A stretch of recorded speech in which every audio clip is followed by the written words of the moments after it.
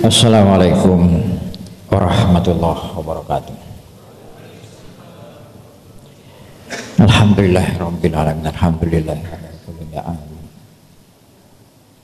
Nashkuruhu wa nazkuruhu dzikran katsira wa nusabbihuhu bukratan wa asila. Asyhadu an la ilaha illallah, asyhadu anna Muhammadan abduhu wa rasuluh. Allahumma salli wa sallim wa barik alaihi wa ala alihi wa sahbihi wa ba'd. Alhamdulillah, segala puji bagi Allah yang masih mempertemukan kita pada bulan Ramadan, dan pada malam hari ini kita dipertemukan kembali bersama-sama sholat berjamaah. Insya Allah bersama-sama belajar berapa menit ini tentang keislaman, untuk kita lebih bagus lagi, lebih Islam lagi. Saya bersyukur, bangga, saya masuk ke masjid ini 1 tahun kan, kalau 2 kali sampai Jum'ah 1 kali, terus Ramadan 1 kali. Masjidnya berkembang tambah luas, gedung-gedung kita banyak, sekalipun hujan gerimis halamannya penuh dengan mobil, luar biasa. Terima kasih kepada pengelola masjid ini yang sudah berupaya untuk membuat masjid ini lebih makmur, lebih bagus, termasuk para jamaah yang dengan sukarela mau mengeluarkan sebagian hartanya untuk pengembangan masjid ini.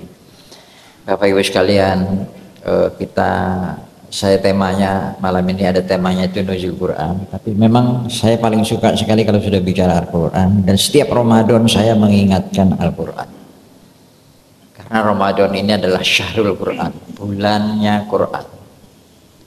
Jadi mungkin diharapkan dengan bulan Ramadan ini benar-benar kita berupaya melatih diri kita hidup yang Qurani. Jujur saja, saya sekalipun disebut Ustadz, rasa-rasanya belum Qurani banget. Yang Qurani banget ya Nabi Muhammad SAW. Sampai Aisyah ketika ditanya kaifa khuluquhu, bagaimana akhlak beliau menjawab kana khuluquhu Al-Quran. Akhlak Rasulullah Muhammad SAW itu adalah Al-Quran. Jadi penjabaran dari Al-Quran itu, lihat kepribadian beliau. Tidak heran 2 kalimat syahadat itu selalu kita ulang-ulang. Asyhadu alla ilaha illallah, asyhadu anna Muhammad Rasulullah, sebagai sebuah pernyataan, sebagai sebuah sumpah, janji untuk benar-benar mentaati Allah dan menyontoh beliau Nabi Muhammad SAW. Sekarang tambah lama, kelihatannya tambah nyaman, sekalipun waktu berjalan begitu cepat. Media sosial membuat kita semakin gampang belajar, dan hebatnya sekarang itu banyak ustadz-ustadz muda dengan kualitas yang luar biasa belajar di Timur Tengah, seperti Ustadz Abdul Somad, masih muda itu, saya lihat umur 50 tahun, sedangkan saya 67 tahun Pak, dengan netok. Usbaha juga bagus itu ilmunya, sekalipun dalam negeri saja belajarnya. Tambah lagi itu Ustadz Adi Hidayat, Masya Allah, usia masih 40 tahun. Beliau dengan Qur'annya begitu, hadisnya, sejarahnya juga luar biasa begitu ya. Nah, tinggal kita mau belajar atau tidak. Saya hanya bersyukur mungkin saya dibuat berbeda, pengalaman aja yang beda.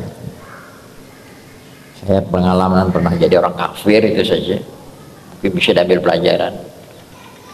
Bapak Ibu kan belum tentu pengalaman jadi orang kafir, cuma jangan coba-coba pengalaman jadi orang kafir ya. Kedua, hingga dalam perjalanan hidup, di hutan saya pernah, di laut saya pernah punya, di sungai, hingga ikan-ikan, hewan-hewan itu tahu, tanaman, pohon-pohon itu belum jadi papan, saya sudah tahu yang mana meranti, mana itu kabut. Itu ternyata membuat bekal saya semakin mantap, semakin yakin. Ternyata semua itu kalau mau jujur, Ibu sekalian, kita pahami dari Al-Quran. Ada ustadz yang sering mengutip hadis, lepas dari kuat atau tidak, tapi bagus. Man arada dunya fahuwa bil ilmi, wa man arada akhirah fahuwa bil ilmi, wa man arada huma fahuwa bil ilmi. Barang siapa ingin mengharapkan kebahagiaan, keselamatan dunia dengan ilmu, demikian pula akhirat atau kedua-duanya. Kalau saya malah buat statement lebih lagi, kalau ingin selamat di dunia dengan Al-Quran, kalau ingin selamat akhirat dengan Al-Quran, dan kalau ingin selamat dua-duanya dengan Al-Quran. Karena induk semua ilmu itu sebetulnya Al-Quran. Itu saya yakin banget. Oleh karena itu Bapak Ibu sekalian, jangan sampai kita hanya menjadikan Al-Quran itu sebagai bacaan. Yang diminta Allah adalah sebagai pedoman hidup. Pernah saya sampaikan di sini, Ramadan itu disebutkan Allah dalam Al-Quran sebagai nama bulan dengan jelas, itu kaitannya dengan Al-Quran. Syahrul Ramadan allazi unzila fihil Quran hudal linnas wa bayyinatin minal huda wal furqan. Faman syahida minkum syahra falyasum. Bulan Ramadan di dalamnya Allah turunkan Al-Quran sebagai petunjuk, pedoman hidup, arahan hidup bagi manusia. Dan seterusnya, di dalamnya ada penjelasan, di dalamnya ada pembedaan, ini baik, ini buruk, ini harus kamu lakukan, tidak boleh. Barang siapa yang ketemu bulan ini, hendaklah dia siam. Barang siapa yang ketemu bulan Ramadan yang Al-Quran diturunkan di dalamnya, hendaklah dia siam.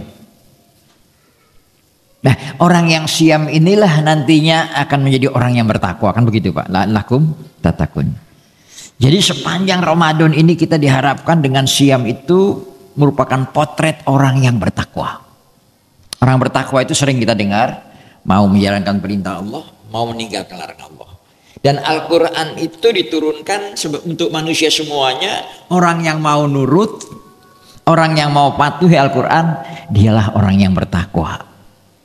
Zalikal kitabul la raiba fihi hudalil muttaqin. Saya perlu menjelaskan sedikit Pak, ini pengetahuan. Saya sering melihat kita ini gampang sekali mengatakan orang itu tidak dapat hidayah, orang itu dapat hidayah.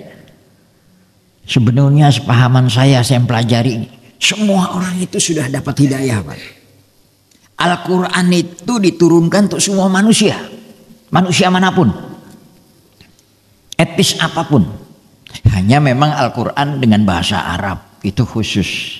Tadi saya ada siaran langsung di TV 9, TV 9, temanya Islam sebagai rahmat bagi semua. Jadi Al-Quran memang bahasa Arab, salah satu diantaranya gampang dihafal. Orang yang membacanya ya sudah tersentuh. Dan sekarang Pak, ini saya minta titip sama yang muda-muda, remaja-remaja yang suka lihat TV, lihat medsos, YouTube.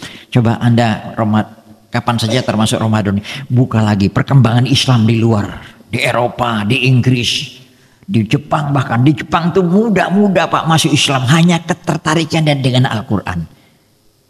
Dan dia tertarik itu belum bisa baca Al-Qurannya, hanya membaca terjemahannya. Lah lucunya, sayangnya kita yang sudah bisa baca tapi tidak tahu artinya sama sekali, itu yang kurang. Itu yang perlu kita tingkatkan. Bapak Ibu yang saya hormati, Al-Quran menjadi panduan hidup kita untuk semua manusia. Hanya manusia yang diberi petunjuk Allah ini terbagi dua. Manusia yang diberi tapi menolak, itu kafir namanya. Dan kedua, manusia yang diberi menerima. Saya ambilkan contoh ini. Ada orang yang dikasih minuman ini, ada yang menerima, ada yang tidak. Nah, yang menerima itu terbagi dua, yang menolak juga terbagi dua. Orang kafir itu terbagi dua, Pak.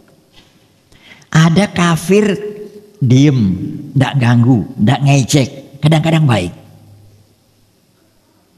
Insya Allah ada mungkin di antara teman Bapak yang tidak beriman, ya kebetulan kebanyakan kan di sini Tionghoa Pak ya, baik, kadang-kadang melok nyumbang. Beredar akhir-akhir ini ada sebuah mall di Makassar yang membangun itu non muslim, namanya Beni Lukman. Di atasnya itu dibangun musola bagus sekali Pak, dan bahan-bahannya kualitas bagus. Belum muslim. Saya kebetulan aktif di Cengho, termasuk berdiri. Hampir setiap tahun Pak, Ramadan khususnya, orang berduyun-duyun menitipkan apa yang ia mau berikan, sumbangkan itu. Salah satu yang saya paling hafal itu perusahaan namanya PT Matahari Sakti. Matahari Sakti. Nggak tahu ada ndak yang kerja situ. Dia produk bahan makan ternak termasuk burung. Setiap tahun, termasuk tahun ini, nitipkan beras 6 ton setiap tahun Ramadan dibagikan. Belum lagi titipan-titipan yang lain itu. Belum muslim. Kita doakan mudah-mudahan beliau yang belum menerima ini mau menerima, tahu tentang Islam, dan paling gampang itu melihat kelakuan kita, dia tertarik kalau kita betul-betul Qur'ani. Nah, yang diberi tidak nerima, kafir itu kafir zimmi namanya. Nah, yang satunya diberi tapi tidak menerima, malah ngejek, nyawetno, ngejek, merusak. Nah, itu bisa. Itu kafir harbi, mengusir seperti yang terjadi sebagian daripada orang Israel, penguasanya loh ya, tolong, bukan Israelnya Pak. Tolong kita jangan membenci suku bangsa manapun, tidak boleh. Amerika jangan sampai yang sebut bajingan bangsat, tidak boleh Pak. Yang mencipta bangsa itu bukan Amerika, yang salah itu pemimpinnya, penguasanya. Termasuk Cina yang ngono Pak, ojo Cina ya Pak, Cina Muslim ngono gak Pak? Sampai berangkat orang yang sincang sak gudang, apa mulai sekarang jadi sorotan bagus luar biasa. Jadi itu Israel Muslim ada nggak Pak? Ada, perkampungan Muslim. Sama kalau saya balik, orang Arab kafir ada nggak? Ada. Di Mesir itu ada Pak. Orang Jawa kafir ada nggak Pak? Nggak Muslim. Ada.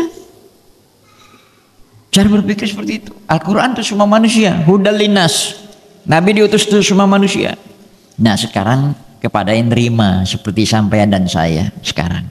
Saya kan terima Al-Quran itu, percaya sama Al-Quran. Islam itu kan ketika duduk di kelas 2 SMA. 2 kali Ramadan baru berhasil saya masuk Islam. Sampean enak Pak. Gak repot-repot, gak perlu berjuang. Lahir sudah Muslim. Belajar dibimbing. Malah saya sering bilang sama anak-anak yang laki-laki, kamu enak, kamu sunat dirayakno oleh bawahan. Saya sembunyi-sembunyi sunat, tidak dapat apa-apa. Belajar sungguh-sungguh, Allah kasih jalan. Nah, jadi menerima Al-Quran ini juga terbagi dua Pak. Yang beriman itu terbagi dua. Ada yang beriman dan nurut. Nah, itu yang bagus, itu yang betul-betul Muslim. Apa kata Allah? Sami'na wa ta'na. Itu orang yang bertakwa. Tapi ada juga yang beriman tetapi tidak nurut. Malah kadang-kadang bisa lebih jelek kelakuannya dari orang yang kafir zimmi tadi. Maaf Bapak, biar mantap. Saya mau tanya, ada nggak orang beriman tapi tidak sholat? Ada nggak orang yang beriman kadang-kadang rajin sholat tapi masih bojo? Ada nggak orang yang beriman kelihatannya sholat tapi mulutnya kasar? Ada nggak orang yang beriman maling? Itu kalau sedikit, kalau banyak apa namanya Pak? Korupsi. Saya sedih di Indonesia ini katanya mayoritas Muslim beriman sama Al-Quran. Ada satu kabupaten dekat dengan sini Pak, 3 kali kepala daerahnya ditangkap KPK terus. Muslim loh, haji malah. Iya Pak. Sebelah mana itu Pak? Sebelah mana? Nah ini namanya beriman tapi tidak taat. Nah yang ini bisa disebut beriman tapi munafik. Beriman tapi fasik. Nah kita berharap beriman dan taat itu orang takwa. Makanya Al-Quran ini diturunkan untuk semua manusia Pak. Manusia ini rawan sekali ternyata. Saya jujur saja, dalam diri kita itu ada tarik penarik baik dan buruk. Bisa jadi baik fujuroha, bisa jadi baik takwa. Semua manusia. Yang paling berat itu menjalankan perintah Allah itu diantaranya mengeluarkan harta. Karena hobi manusia itu dalam Al-Quran, syahwat itu mengumpulkan. Lihat kelakuan manusia kita sekarang Pak. Setahu kita dulu orang kan suka memagari tanah ya Pak ya, untuk halaman rumahnya. Iki laut dipagar ya, agak nemen nih. Setahu saya dulu kita kemarin dengar berita-berita itu kan yang suka ngoplos itu kan orang mabuk Pak. Ngoplos minuman keras ya. Ini sekarang yang dioplos apa? Minyak. Manusia. Karena itulah mari kesempatan yang baik ini, kalau kita beriman sama Al-Quran, beriman sama Allah, sungguh-sungguh. Saya tertarik dengan pernyataan Kiai Haji Mustafa Bisri. Gusmus, terkenal Gusmus. Otokritik dia buat pernyataan. Selama ini belum ada orang atau lembaga yang menyurvei baik Muhammadiyah maupun NU. Saya tahu beliau ini keluarga besar NU, tapi beliau berkata begitu dalam ceramah singkatnya, selama ini belum ada survei berapa banyak orang Islam Indonesia ini yang sudah bisa membaca Al-Quran. Pertama itu belum ada survei Pak, baik NU maupun Muhammadiyah. Survei itu kan paling ramai kalau pemilu karena ono duwe. Yang kedua, berapa banyak orang Islam yang sudah bisa membaca Al-Quran itu mengerti yang dia baca. Yang ketiga, nah ini yang paling penting, berapa banyak orang yang mengerti yang dia baca itu mengamalkan yang dia mengerti. Mengamalkan yang dia mengerti. Kalau betul-betul Pak, Indonesia ini tidak usah 100%, 75% saja Al-Quran itu diamalkan dalam kehidupan sehari-hari. Apalagi jadi pejabat, jadi penguasa. Saya tertarik dengan di Cessna yang pernah begitu keadaannya. Jelas-jelas ada rambu-rambu Pak, merah, alkohol no. Dan di sana dilarang memakai pakaian yang melihatkan bagian tubuh yang tidak pantas dilihat. Sekalipun tidak pakai jilbab, jangan pamerkan begitu. Nah, di kita ini kan masih jauh Pak, jujur saja. Makanya jauh hidup kita dari berkah. Padahal Al-Quran mengatakan, dengan sumpah beliau, Allah mengatakan, Hamim wal kitabil mubin. Hamim demi kitab yang jelas, Al-Quran. Inna anzalnahu fi lailatum mubarakah. Sungguh kami turunkan Al-Quran itu di malam penuh barokah. Jadi kalau kita hidup ingin diberkahi Allah, jawabnya Al-Quran. Di dalamnya Allah pisahkan mana yang baik, mana yang buruk, mana yang boleh kamu lakukan, mana yang tidak boleh kamu lakukan. Hingga Nabi mengingatkan kita semuanya sekalian, khairukum man ta'allama al-Qur'ana wa 'allamahu. Sebaik-baik kamu orang yang mau mempelajari Al-Qur'an dan mempraktekkannya dalam kehidupan sehari-hari. Dia juga mengajarkan kepada orang lain. Saya ingat sebuah pernyataan, tulisan. Saya tidak tahu siapa yang menulis, tapi bagus kalimat itu. Termasuk motivasi saya. Ayatun